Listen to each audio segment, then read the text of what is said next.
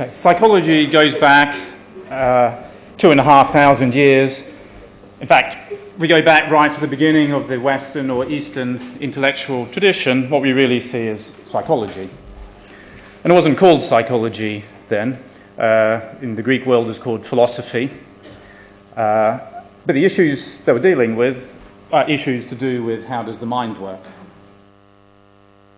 And the real question, though a lot of them were interested in, is a question we've only recently returned to in psychology, which is, what is the good life? How do you live the good life? Or what is it to flourish? So back in those days, a philosopher wasn't someone who made lots of intellectual arguments, although they may have done. But a philosopher was a person who argued for what it would be to really live the good life and then lived it themselves. And if that included not talking, then the philosopher might not talk for some years as part of living out that philosophy in a radically different way from modern-day philosophers. So what I'd like to do in this lecture, particularly as those ideas, both from the ancient Greek world and ancient Indian ideas, are making a comeback in modern-day psychology, I'd like to go through their view of how the human mind worked.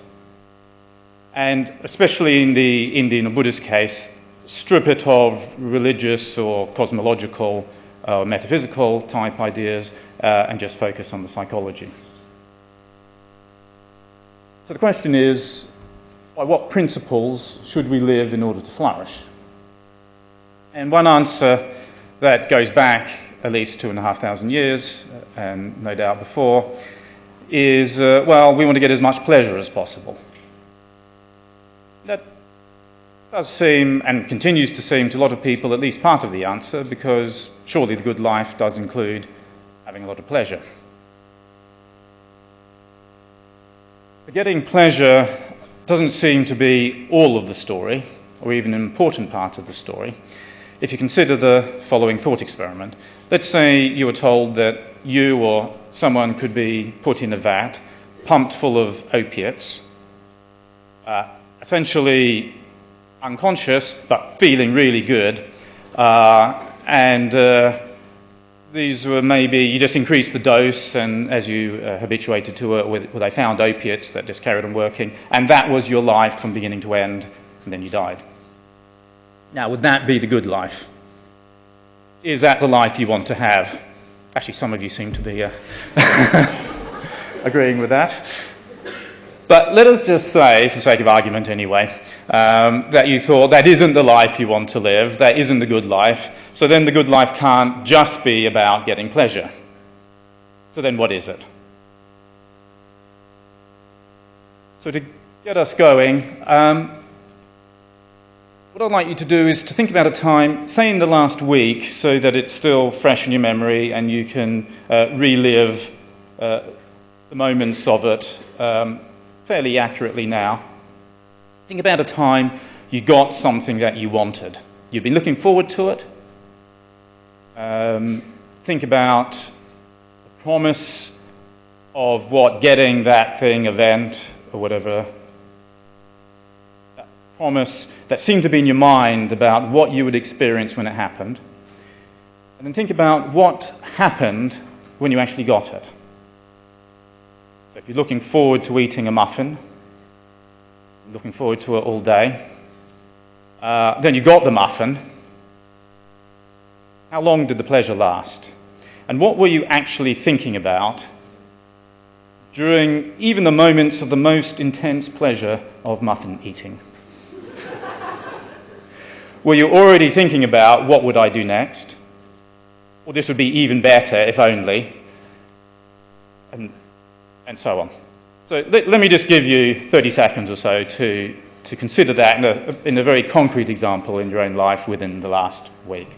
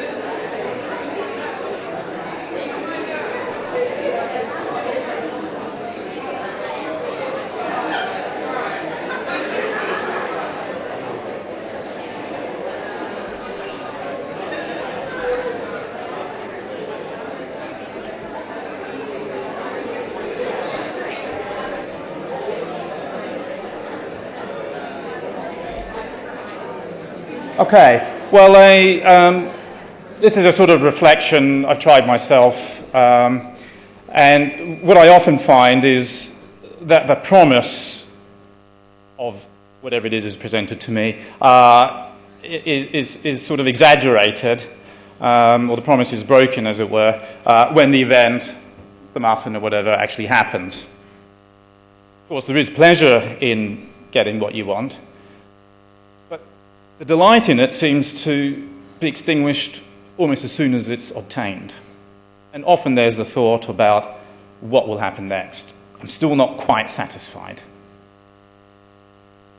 And Siddhartha Gautama, who lived around about 500 BC, suggested that this was a pervasive characteristic of all our experience, a sort of unsatisfactoriness to it, even when we're getting what we want. And that unsatisfactoriness grades all the way from, yes, it's really good now, but it won't last, to deep suffering. And his analysis of what was going on applied to all those gradations, and he claimed to have a solution that would give lasting satisfaction, if you want, or lasting happiness. A way of living that was not conditional on the contingent events of life. Now, the reason why we suffer in this broader sense, suffering meaning even the vaguest dissatisfaction that we have with the greatest pleasures that we experience, is because we live under a certain illusion. And that illusion is one that intellectually we might recognize, but it pervades deep in the very way our mental states function.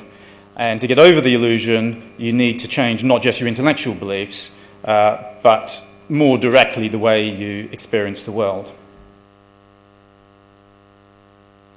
And the illusion boils down to believing that there is a you, self, that's identical from moment to moment and persists. And also believing that other objects have this persistence, identical sameness over time as well. So what you believe is, let's say, what I've tried to draw here is, this is your belief about yourself, and there's something in the middle here that you think is always you. It doesn't change. It's what makes you the same you from moment to moment over time.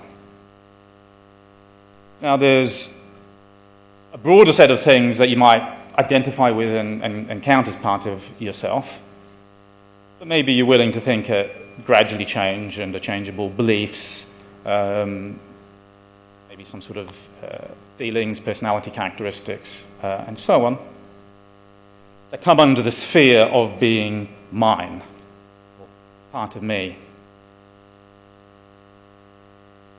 Now, when you think about the muffin, there's the muffin out there, it's not yet yours. The illusion is, though, when you bring that into the sphere of being you, there's an unchanging you, and a relatively unchanging muffin, that can create lasting satisfaction. Now, the muffin example might seem a little bit contrived in this example, because we all know that muffins get eaten and disappear. But nonetheless, when you really think about even something ephemeral that you sort of know pretty clearly is ephemeral, was there not in your mind the thought that this would give me more lasting satisfaction than it really did? And what about other things that you think you want? New boyfriend, car, house, first or 2-1. When you think about how much you want whatever it is that you want, do you believe there will be implicitly, as sort of presented to you unreflectively by the want, the desire itself, there will be lasting satisfaction from these things? Now, the only way it could be lasting satisfaction is if there was a continuing you that remained unchanged, therefore could be continued to be satisfied in the same way by the very same things indefinitely. Now, we would say, I think fairly uncontroversially, that there's something right about the general analysis here in terms of our lack of satisfaction, just from the point of view of evolutionary theory not available to Siddhartha. Namely, it makes sense to think that we evolved to think, I must have that, I must be that, I must do that. If only I had that, then at last I would have happiness. That would be when I can finally settle down, wouldn't have to worry about anything, because I've got my 2-1, I've got my house, I've got my partner, so on. But evolution would make sure it wants to give us a drive to get things, but then make sure that whatever we got, we were not satisfied with it, because that's the only way we're going to carry on running on the treadmill. So evolution may have set us up to be continually dissatisfied, because that was what's good for spreading your genes, keep us running on the treadmill. But the question is, do we want to run on the treadmill?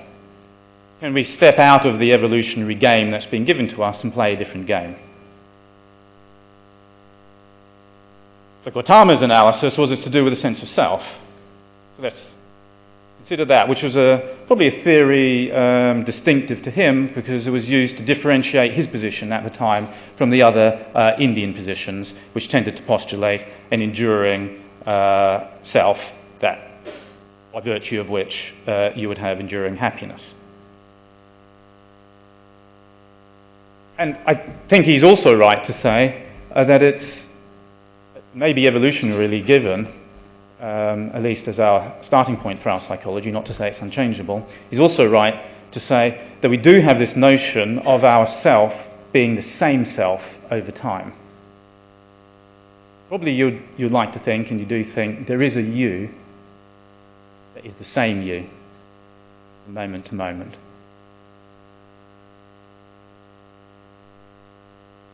But Gautama offered an analysis which I think still has force 2,500 years later, which is, okay, well, tell me, what is that you?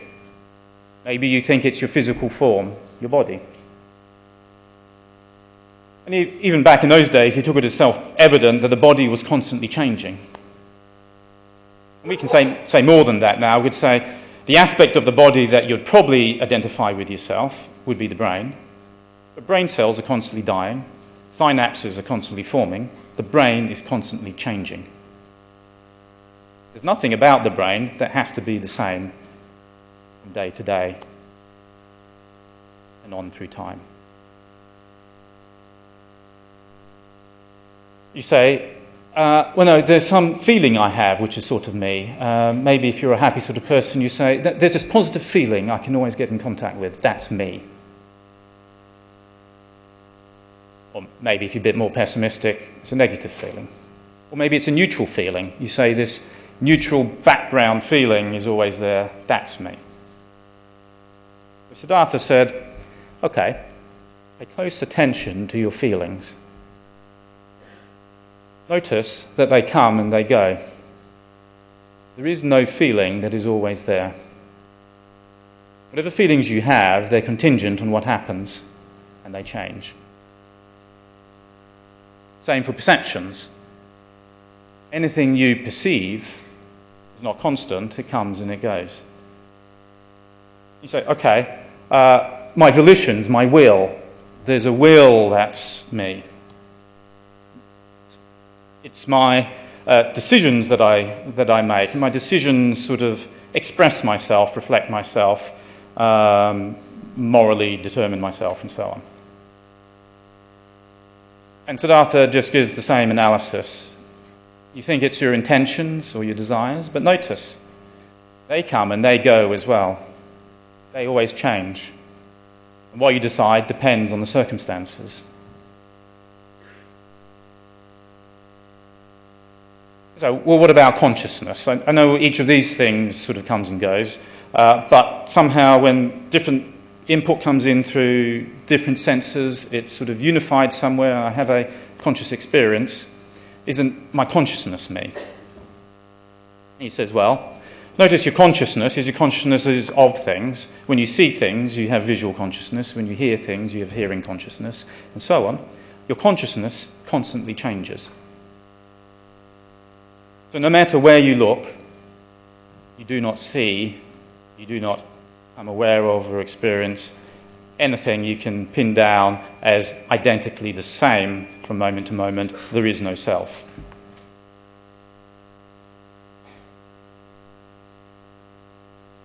The mind, actually, what you take to be yourself, conventionally to be yourself, and it is useful to refer to yourself.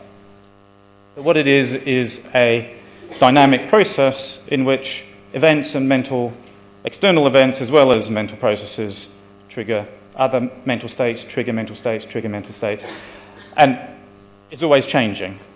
It's a state of flux, it's a process. There's nothing constantly identically the same. Some things might be stable for certain periods of time, but whatever is of a nature to arise is of a nature to pass away. So there is nothing in the end that remains the same. And again, this analysis, I would say, is in agreement with cognitive science, with psychology. The mind is a dynamic process that, in interaction with the environment, changes, evolves, unfolds.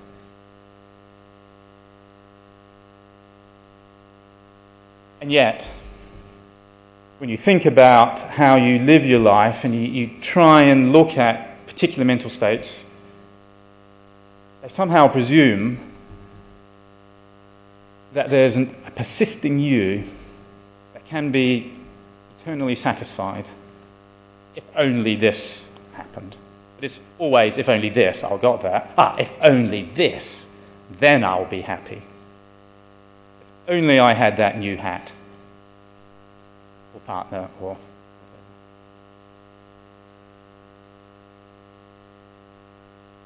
So the solution he offered, which was original in the context of the times, was a sort of meditation in which the existing meditation systems of the time appeared to be ones in which you try and focus the mind, you concentrate until everything's blanked out except one concept, one idea, one object, or maybe nothing. Sort of concentration meditation.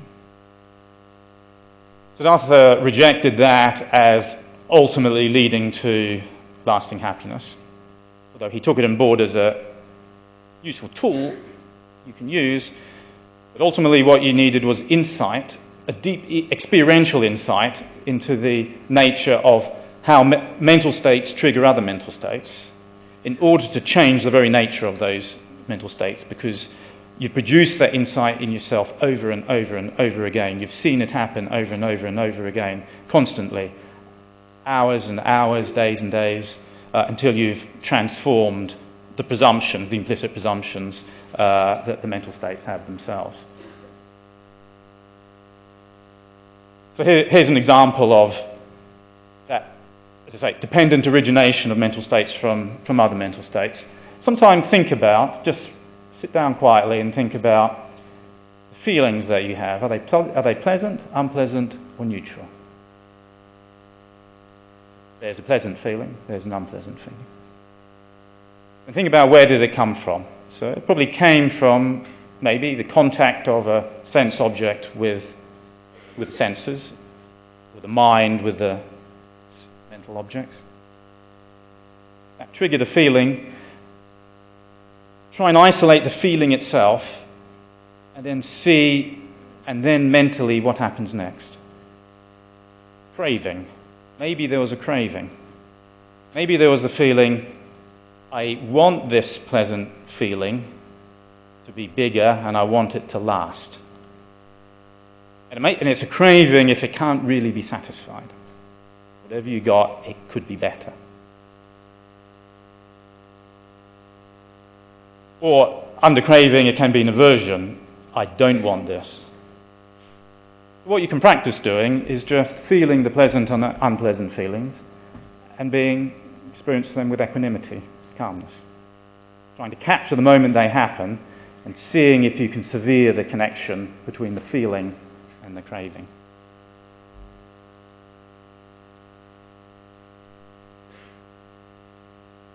So what he claimed to offer was sort of an empirical approach in which you could verify what he says yourself, or test it, by your own reflections. Of course, he wasn't quite a scientist in that if you're a scientist you think you could be wrong, as we'll talk about in the next lecture. I reckon he presumed you'd come to the same conclusions he did. But he did want you to test them out against your own experience. So ill will was part of the problem. It is a sort of craving in itself. And it is a sort of a presupposition of an identical persisting self. So focus on a moment in which you feel ill will, and then see how that presupposes or produces in you a sense of a self that's separate from someone else. And by virtue of that separateness and your enduring self, the same self to which an injustice was done, you crave something like maybe revenge. And also notice, he would ask you, that even a pleasant feeling can lead to ill will, because it's precisely because you crave a pleasant feeling, probably, that you had ill will for someone who maybe denied it to you. So now try the following experiment. Feel kindness or compassion. What happens next? How does that make you feel? What are the mental states that happen after that mental state? What is triggered by it?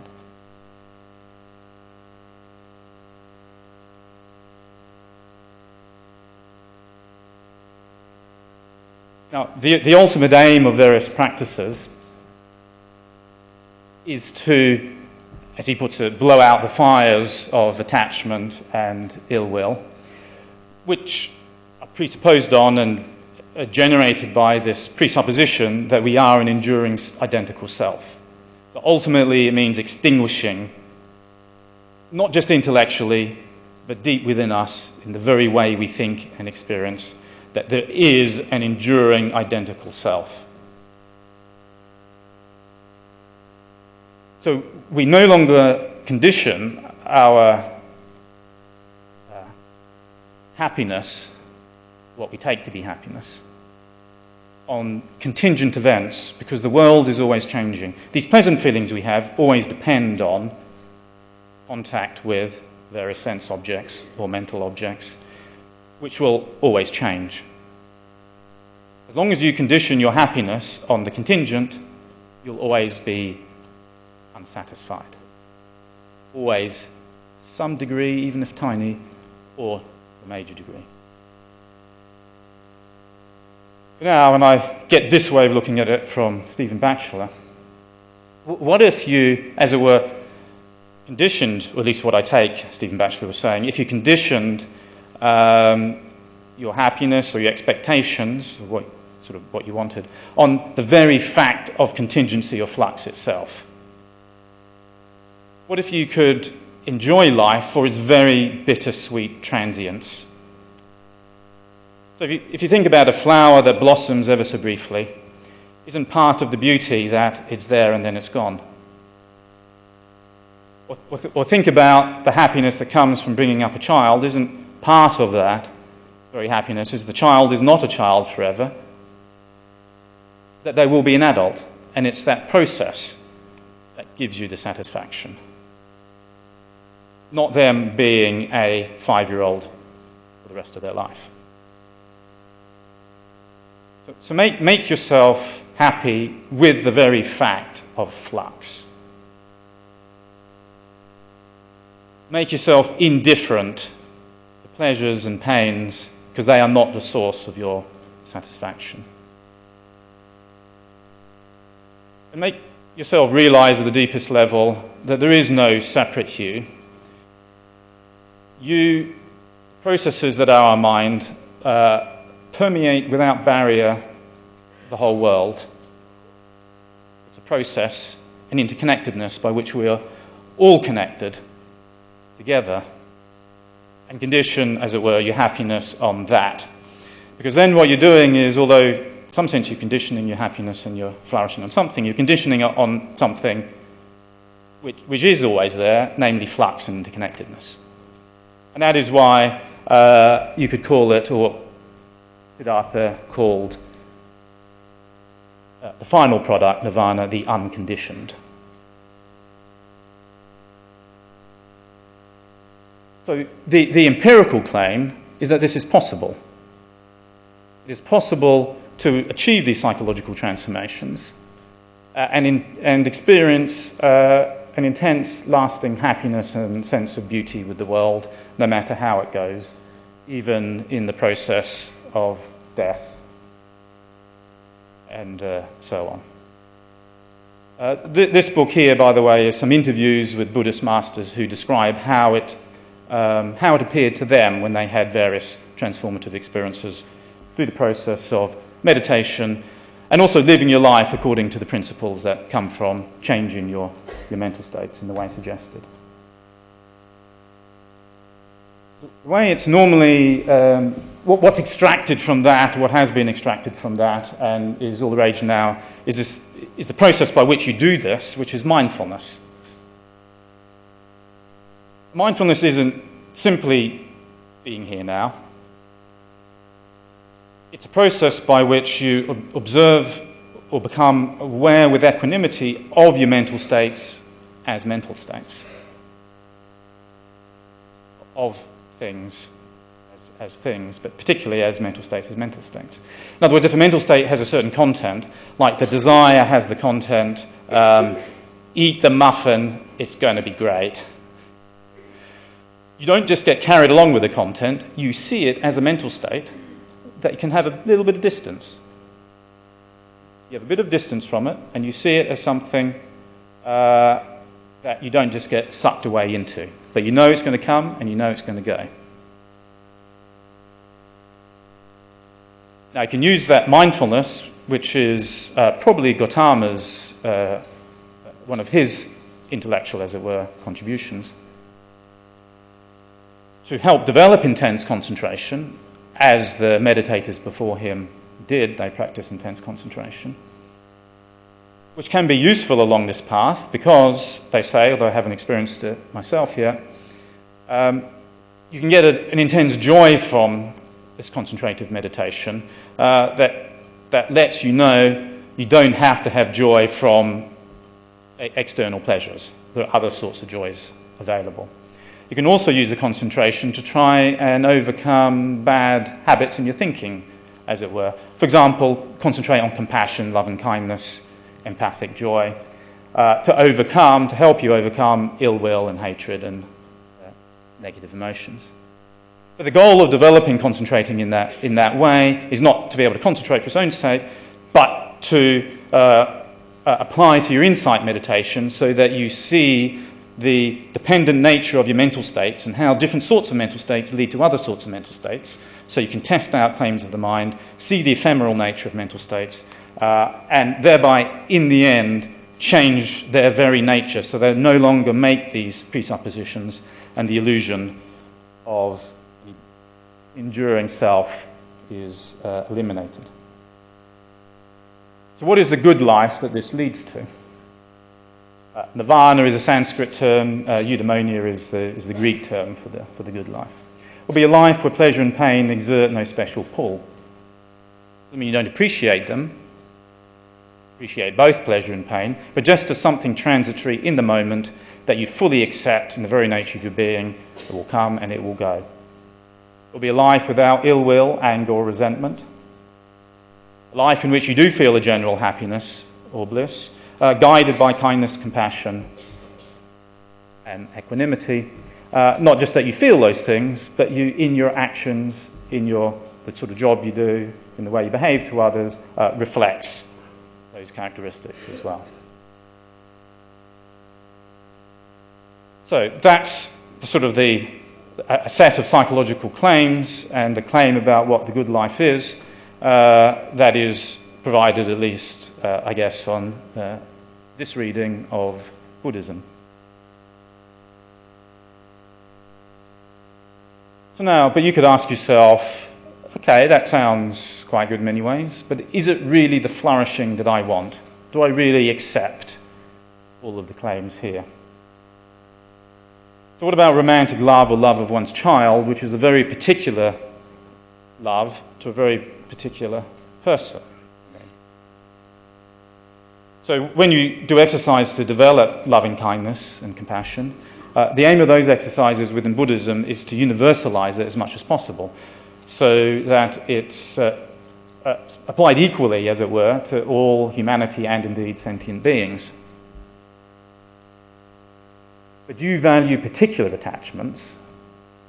And is that part of your flourishing, that indeed you do have particular attachments? How much do you enjoy a passionate loss of control? Getting a bit tipsy? Laughing wildly? Not being completely mindful and looking at your mental states at a distance, like being carried away by them? Is anger always bad? So in interviews here, some people in relationships said, actually, we found sometimes anger was useful.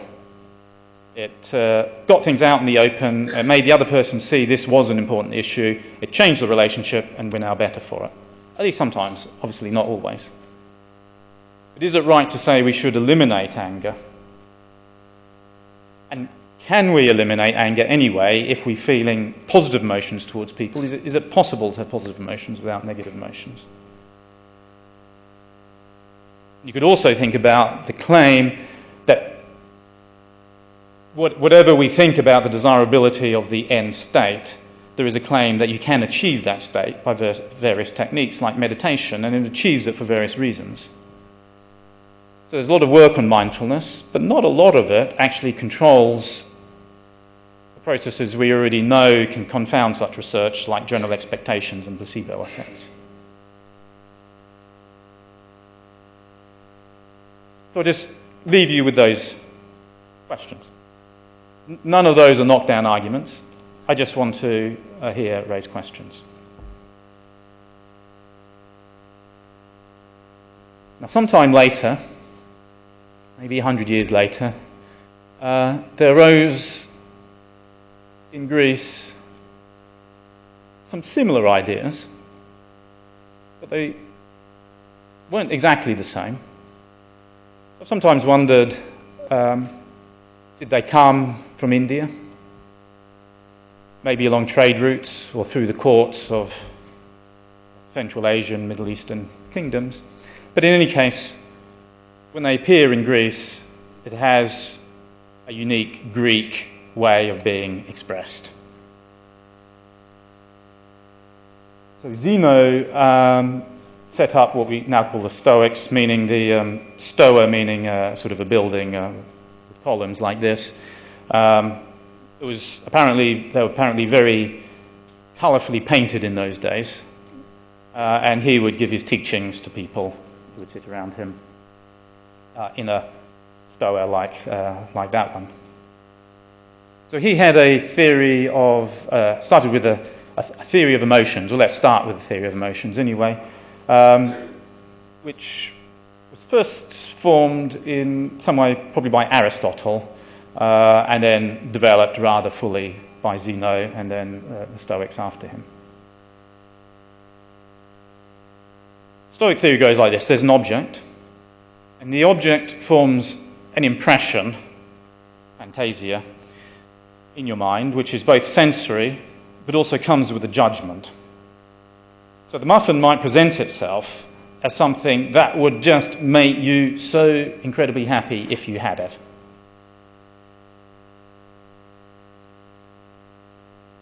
But now the crucial thing is, what do? You can't help that impression. That impression is just what sensory objects pressing on your mind, how they present themselves to you. What you can help is what comes next and makes all the difference, is whether you assent to the judgment that is given by that impression.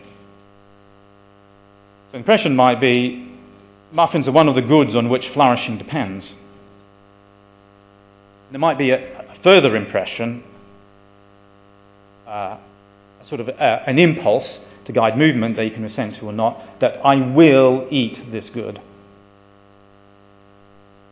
Now, when you assent to those impressions, you agree with the judgment and you carry out the action.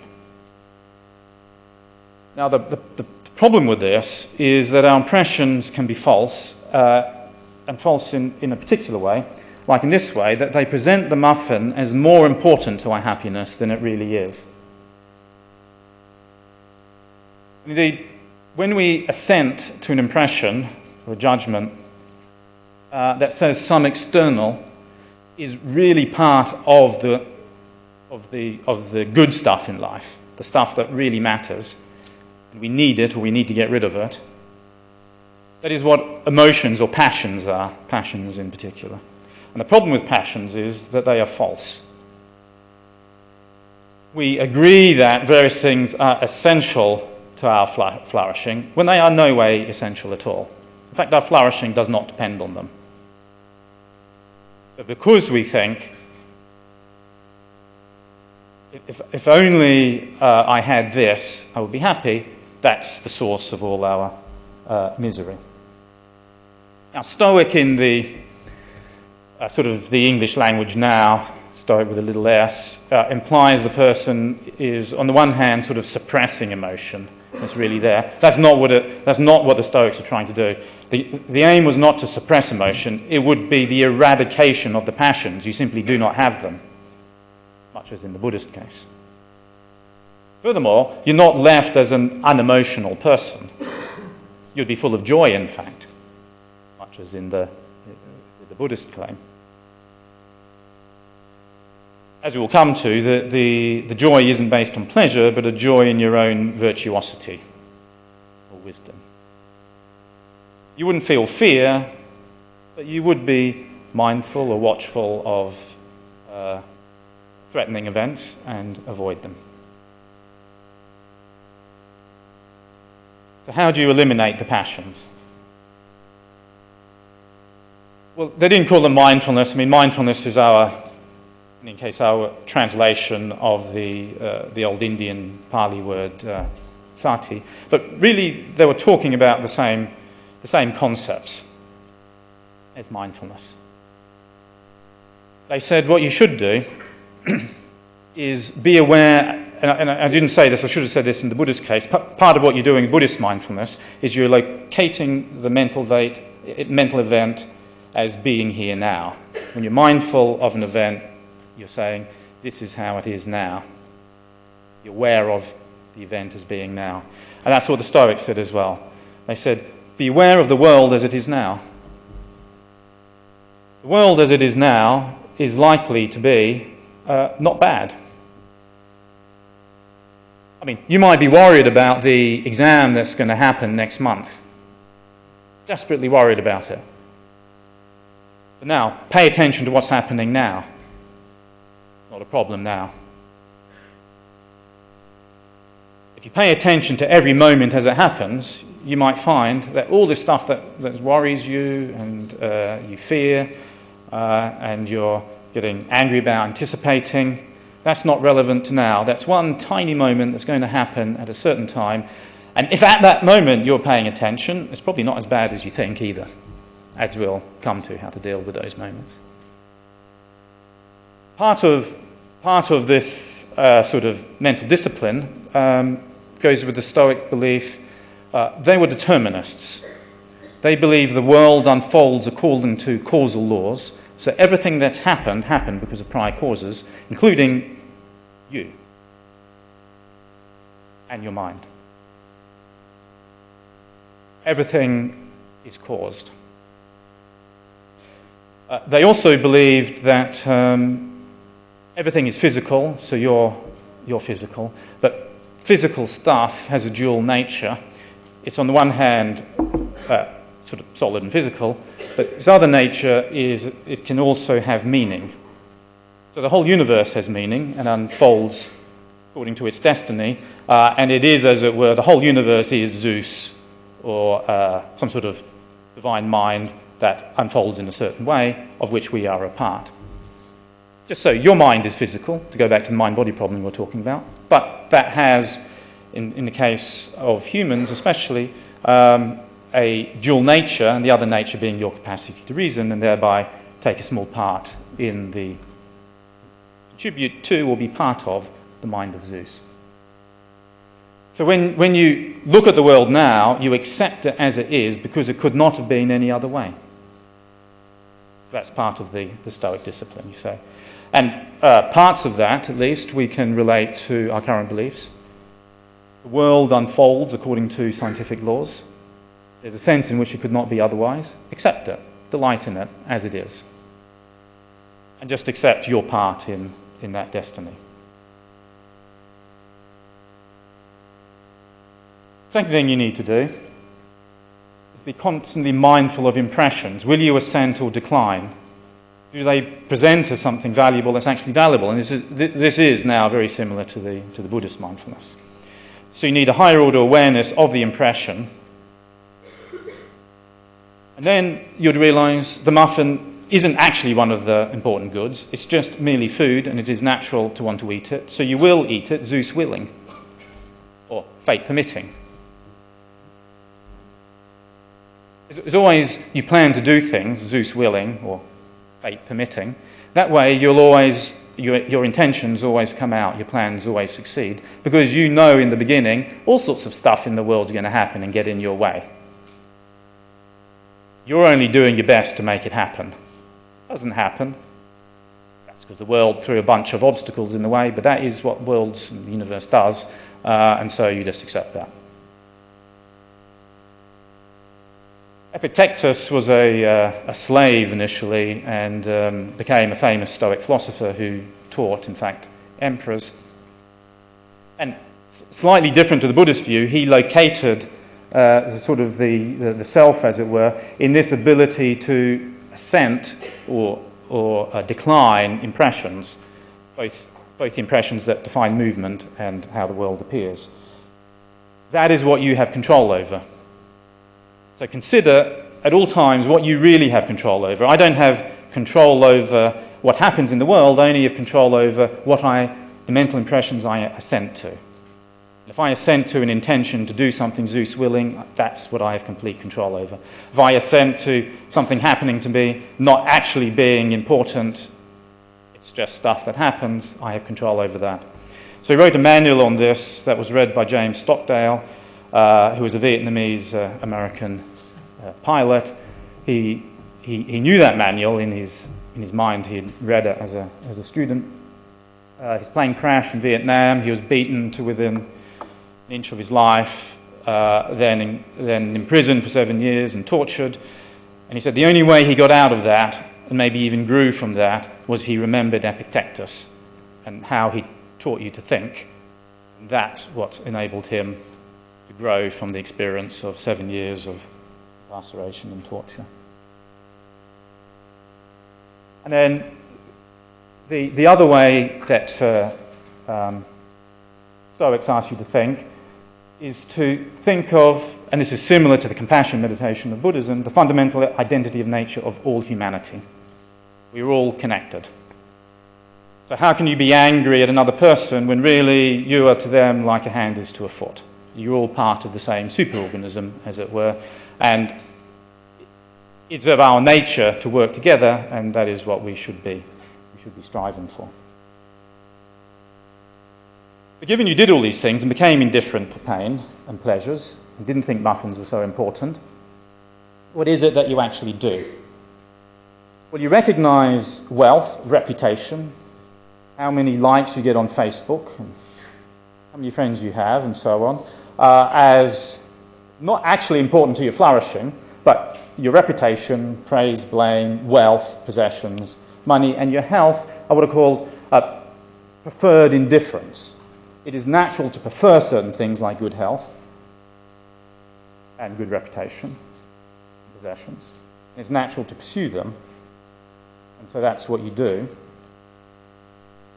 But you never regard them as important to your flourishing. You just act in the best way possible for achieving good health, say, and if you achieve it, that's great, but it's always Zeus willing. If you don't achieve it, you also achieved your goal because you only said you get a if fate willed it. But bear in mind in all of that, it's natural to think these preferred indifference should come to people, but what you have to do is have them not just come to the self. Come to regard your immediate family like yourself. They should get their fair share of the preferred indifference as well. And so should the more extended family, and come to regard them like your immediate family. And come to regard your community like your family. And come to regard all of mankind like your community. And then keep pulling those circles in towards you so that your aim, what you're striving to do, is to distribute the preferred indifference as fairly as possible without prejudice to all people. And that is ultimately what you're trying to do. So where do you go with all of this? It's a life where impressions, very similar to the Buddhist one, exert no special pull, a life without passions caused by externals, and a life in which one feels a calm joy. What you can have joy in is your ability to be virtuous, to distribute the indifference fairly to all people. And one could ask same questions, essentially, as we asked in the Buddhist case. Is this flourishing? What about romantic love? Particular people. Do you value a passionate loss of control? And if you thought externals are just preferred indifference, does that somehow mute your desire to redress social injustice? No Stoic, for example, in the olden days tried to overcome the system of slavery, even though Epictetus had himself been a slave. So again, I don't offer any answers here, no knockdown answers. These are questions for you to pursue yourself. And you can ask yourself several questions like, is this a notion of flourishing I want to endorse? And the other question, are the techniques given, it's an empirical question of whether they can reach the goal that they claim that they reach. What I just want to say is you're not completely free to define flourishing in any arbitrary way, because there will be certain facts of the matter. You might think now there's certain ways you would flourish, that's either like this or not like this. But that doesn't mean you would still think that when you got it. So I just leave you to ponder these questions. Thank you.